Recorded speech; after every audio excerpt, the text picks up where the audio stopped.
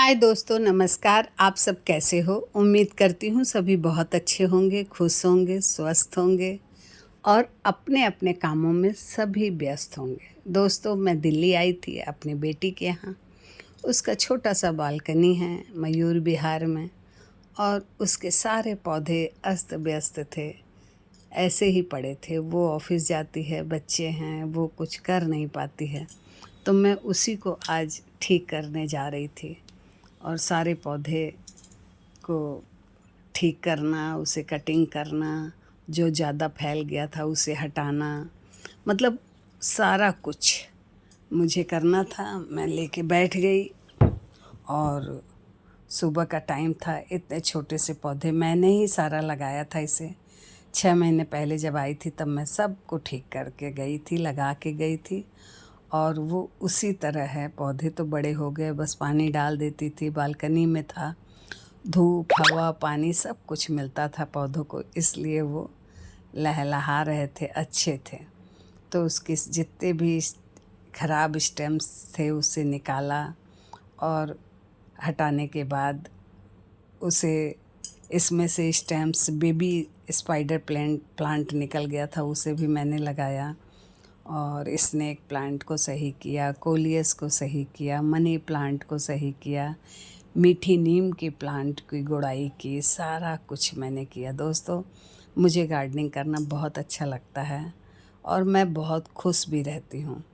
और नए नए पौधे लगाना, अपने हाथों से लगा के पौधे को देखना, उसे समझना, और कब ये 4 से 40 हो जाते हैं पता ही नहीं चलता। दोस्तों, इसकी छोटी बालकनी है, ज़्यादा पौधे ये रख नहीं पाती है, लेकिन जो भी है अच्छा है। जेट प्लांट भी है एक छोटा सा और बाकी तो ख़राब हो गए। और स्पाइडर प्लांट को मैंने 1 से 2 करके गई थी, वो दोनों अच्छे से चल रहे हैं। एक में तो अच्छा खासा बेबी प्लांट भी निकले हुए हैं दोस्तों। और जब हमारा प्लांट पे मन लगता है, करना अच्छा लगता है, उसके खरपतवार को निकालना, उसे गुड़ाई करना, जैसे ऐसा लगता है कि कैसा कनेक्शन है ये हमारा। पौधों के बीच रहना, पार्क भी जाना और वहाँ पौधों को देखना, अच्छे अच्छे पौधों को समझना, उसके बारे में सोचना, पढ़ना, इस तरीके से मुझे अच्छा लगता है। दोस्तों, सोल कनेक्शन क्या होता है? आज मैं आपको एक छोटी सी स्टोरी बता रही हूँ। पता है, अचानक से हमारी ज़िंदगी में आते हैं और हम उनके साथ बहुत जल्दी कंफर्टेबल हो जाते हैं। उनसे मिलके बात करके ऐसा लगता है जैसे एक दूसरे को सालों से जानते हैं। उनसे वो सारी बातें बहुत आसानी से शेयर कर लेते हैं जो किसी और से नहीं कर पाते हैं। वो वहाँ भी समझते हैं जो कोई और नहीं समझ पाता है।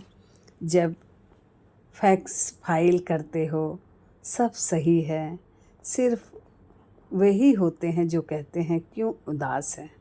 इसलिए जब भी कोई ऐसा व्यक्ति मिले, उसे बहुत संभाल के रखिए दोस्तों। ये बहुत ही मुश्किल से मिलते हैं। जो सफ़र की शुरुआत करते हैं वो मंजिल भी पा लेते हैं। बस एक बार चलने का हौसला रखना ज़रूरी है, क्योंकि अच्छे लोगों का तो रास्ते भी इंतज़ार करते हैं। धैर्य रखिए। कभी कभी आपके जीवन में सबसे अच्छा पाने के लिए आपको सबसे बुरे दौर से भी गुजरना पड़ता है दोस्तों। अपने आप को संभालना और अपने कामों में व्यस्त रहना, यही ज़िंदगी है। और खुश हो के जियो, अच्छे से जियो और मज़े ले ले के जियो दोस्तों।